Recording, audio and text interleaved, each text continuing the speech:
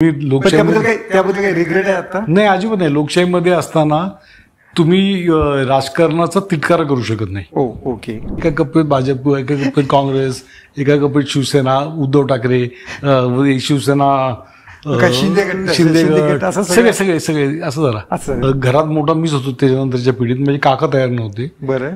आणि वय वसत नव्हतं. ओके. मोठा वारसा होता तुमचे चुलते अण्णासाहेब मगर, की जे आमदार खासदार अशा मोठ्या पदावर गेले.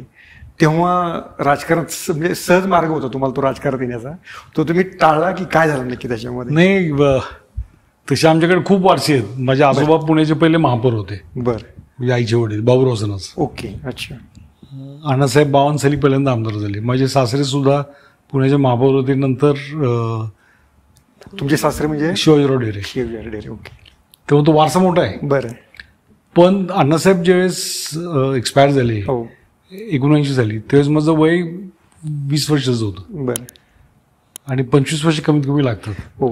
त्याच्यानंतरच्या 5 वर्षात 3 इलेक्शन झाले. ओके. 82 इलेक्शन झाली, परत 84 झाली. आणि इतके नवीन नवीन पुढे राहिले की मग मला जाऊ देत, आपलं काम नाही.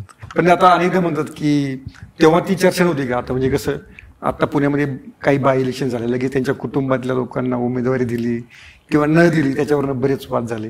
तर तेव्हा असं काही कोणी नव्हतंच ना पुश करणार तुमचं नाव? नाही, माझे वडील तयार नव्हते. बरं. घरात मोठा मीच होतो त्याच्यानंतरच्या पिढीत. म्हणजे काका तयार नव्हते. बरं. आणि वय वसत नव्हतं. ओके. पण तेव्हा झालं. पण नंतरच्या टप्प्यामध्ये यावं असं वाटत होतं का? तुम्ही आधी विठ्ठल तुपेचा किस्सा सांगताय, काय की सर्व पक्षीय राजकीय लोकांशी चांगले संबंध असल्यामुळं. बरं. का चांगले संबंध राहिले तर त्याला कॉम्पिटिटर नाही. ओके. म्हणजे किंवा ठीक आहे, आपले चांगले मैत्री आहे, आपले संबंध चांगले, पण आपल्याला कॉम्पिटिशन नाही. ओके. राजकारण आपल्या विरोधात येणार नाही. त्याच्यामुळे लोकांना बरं वाटायचं ना. त्याच्यामुळे मैत्री पण वाढायची. म्हणजे मगरपट्ट्याचा ठराव महानगरपालिकेमध्ये बापट साहेबांनी मांडला. ओके. अच्छा. त्यावेळेस आमचं फॅमिलीचं बॅकग्राऊंड काँग्रेसचं. बरोबर. बापट साहेब बीजेपीचं, पण त्यांनी ठराव मांडला ना. का मांडला तर त्यांना माहिती, हा बाबा कधी कॉर्पोरेटर होणार नाही, कधी आमदार होणार नाही, कधी त्रास देणार नाही. आणि कल्पना पण इनोव्हेटिव्ह होती, त्यामुळे पण असेल. म्हणजे ही तुमची जी कल्पना होती, हा, ती पण इनोव्हेटिव्ह होती. पण ठीक आहे, I mean politics is not everything. तुम्ही लोकशाही, त्याबद्दल काही रिग्रेट आहे आता? नाही, अजिबात नाही. लोकशाहीमध्ये असताना तुम्ही राजकारणाचा तिटकारा करू शकत नाही. ओके. कारण शेवटी लोकशाही आहे. बरोबर. You get what you deserve. कारण तुम्ही मतदान करत असता. त्यामुळे राजकीय संस्कृतीशी, राजकीय जी वाटचाल आहे त्याशी तुम्ही समरस असणं गरजेचं आहे. बरोबर. पण त्यात भागच घ्यायला पाहिजे थोडीच आहे. तुम्ही मित्र पण राजकारणात ठेवू शकता ना. ठेवू शकता. राईट. ओके. तसं आहे.